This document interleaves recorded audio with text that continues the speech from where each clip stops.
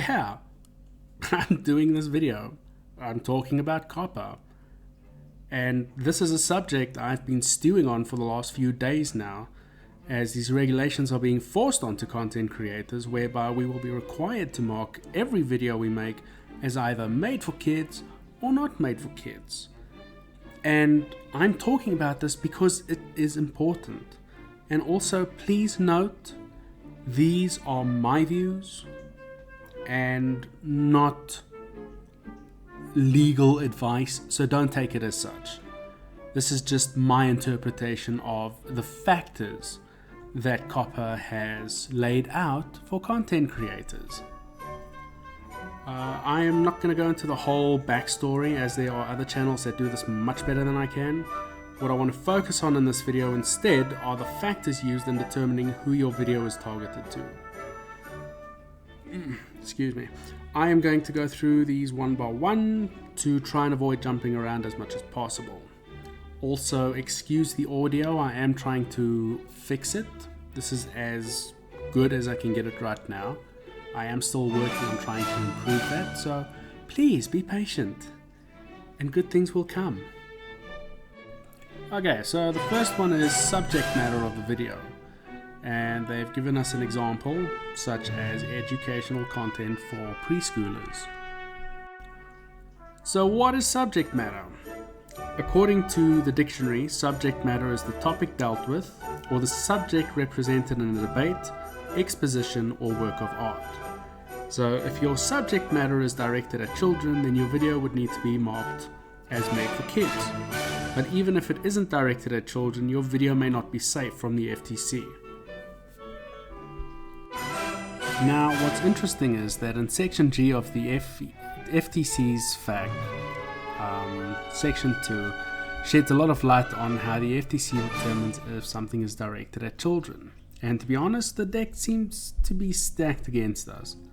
And it also leads us into the second factor, whether children are your intended or actual audience for the video.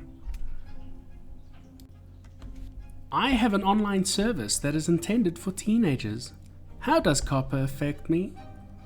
Although you may intend to operate a teen service, in reality, your site may attract a substantial number of children under 13, and thus may be considered to be a website or online service directed to children, under the rule.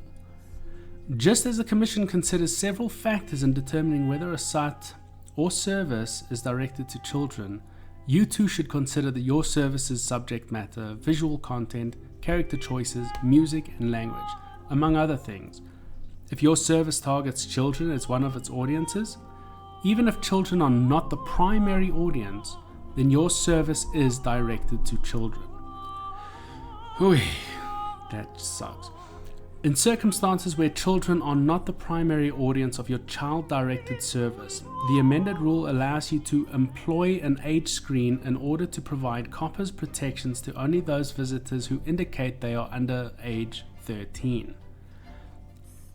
Yeah, there's something you can implement, YouTube. Note that sites or services directed to children cannot use the age screen to block children under age 13. See Fact D2 above, blah blah blah blah. Once you identify child visitors, you may choose to collect parents' online contact information to provide direct notice in order to obtain parents' consent to your information collection, use and disclosure practices, or direct child visitors to content that does not involve the collection, use, or disclosure of personal information. There's a few systems YouTube can fucking implement. Why not? I mean, shit, if we can actually redirect children to content that is made for them and get them away from our content that isn't made for them, wouldn't that be a good feature? So it doesn't seem to matter if your video is targeted at teens or adults. If children view it, it will need to be marked as made for kids, or could be deemed as directed to children, just to clarify. And point number 3, whether the video includes child actors or models. This one is fairly easy to understand. If children appear in your videos, then by definition, they are directed at children. And I know there are a few people out there going, no it isn't. And to those pedophiles, I have to be very clear. Yes, it is. If children in videos target audience or adults, then there is something very wrong going on.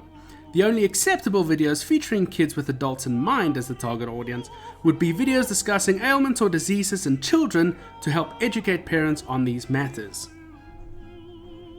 And yeah, I know I'm making light of a serious situation and throwing jokes in between and stuff. But you know what? Life is worth living. I'm not going to be a sourpuss about it. I'm going to make jokes. Yes, it is a serious matter. But doesn't mean I can't put a joke or two in between. And yeah, that comment about kids in videos that are targeted to adults, that doesn't sound right, no matter how you put it. Targeted to a mixed audience, yeah, there's nothing wrong with that. There are things that kids do that adults will find appealing, like kids doing crazy stunts and falling, or kids throwing toilet paper and eggs at someone's house during Halloween. Trick or treat, trick or treat. Yeah, or some fucking eggs to eat. You know, stupid things like that. And now for the more ambiguous number 4. Whether the video includes characters, celebrities, or toys that appeal to children, and yeah, this is where it starts getting problematic. And it could have dire consequences, not only to creators, but to children as well. Because the simple fact is, everything is appealing to a child. Children are curious by nature and love exploring new things. Even if these things are not intended for them and restricted, a child will usually engage in deceptive practices to get to the content they are barred from. Besides this, there are numerous problems with the particular factor. Because all of the things listed in here are appropriate and inappropriate for children. There are celebrities who children love, but reviewing a sex tape of said celebrity exposes children to harmful videos they should not be seeing. Another good example is both characters and animated characters. While the walking, talking nutsack that is Freddy Krueger, while his looks might appeal to kids who think he looks like a cool zombie, kids should not be exposed to those types of characters. And for animated movies, many parents who took their children to see Sausage Party will attest, kids should not be exposed to that kind of subject matter. And the same can be said for toys and cartoon figures. Reviewing sex toys that are packaged in boxes that look like a mystery van from Scooby-Doo and having children see that is basically cause and effect. The cause being any video with the mentioned criteria in them, regardless if they are intended for children or not, are required to be marked as made for kids under these rules, and the effect being that children will be exposed to content that is inappropriate to children and could be detrimental to the physical and mental well-being of said child. And on to point number 5, whether the language of the video is intended for children to understand, which is basically speaking slowly and clearly in short sentences, much like you would to grandpa who has one foot in the retirement home and the other in the grave. Point number 6. Whether the video includes activities that appeal to children such as play acting, simple songs, or games or early education. Now, activities can have a wide range of stunts to wrestling, doing dangerous tricks on skateboards, and children tend to mimic most activities. I mean, there are activities children should not be exposed to, but yeah, I don't feel like going into that.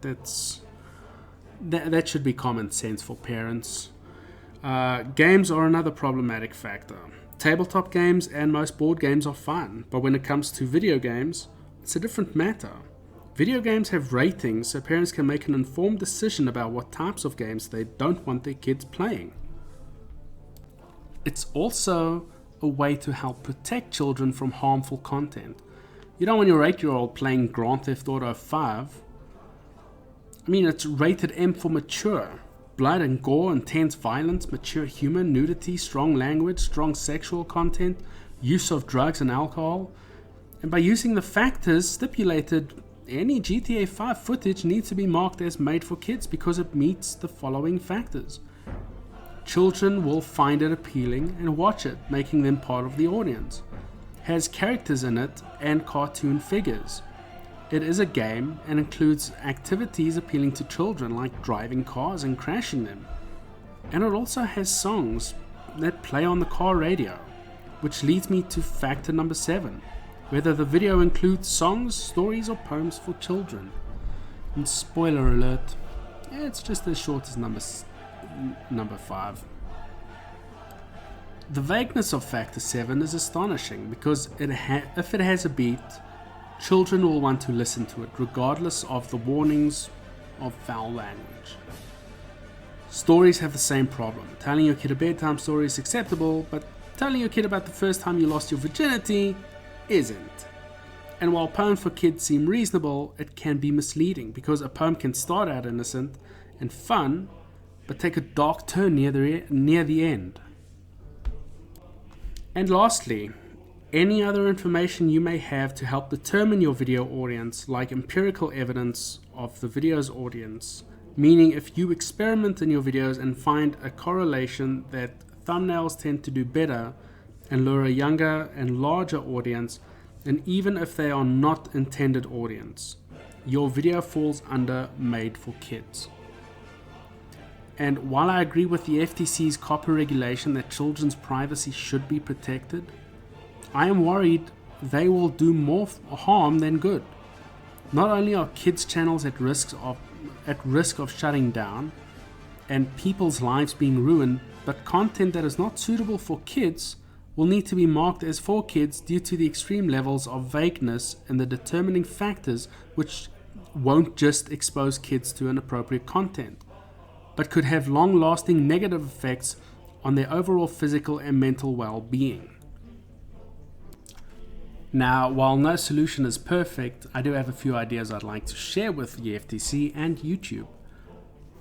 Google has said that YouTube is unanimously voted as the favorite website for kids 2 to 12. YouTube is today's leader in reaching children 6 to 11 against top TV channels. So why not build around that claim and let people of all ages sign up with their birthday? And building a rating system into YouTube so that creators can mark their content appropriately, allowing ads to be targeted to the rating rather than the age group watching. That way information isn't collected on children and kids' channels can remain while earning a living from ad revenue. The FTC also needs to take a long hard look at the factors it set forth and realize that not everything fits under the same roof. There are things for kids, teens and adults, and those things need to be fleshed out to avoid this entire situation from getting out of hand. Because as it stands now, no matter what you put in your videos, if they meet even one of the factors, it needs to be marked as for kids, putting the creator at risk of massive fines and children at risk of engaging with content that is inappropriate, making the current situation lose-lose where no one is happy. And as I pointed out earlier, where if children visit a site and there's enough of them, that site becomes marked as targeting children.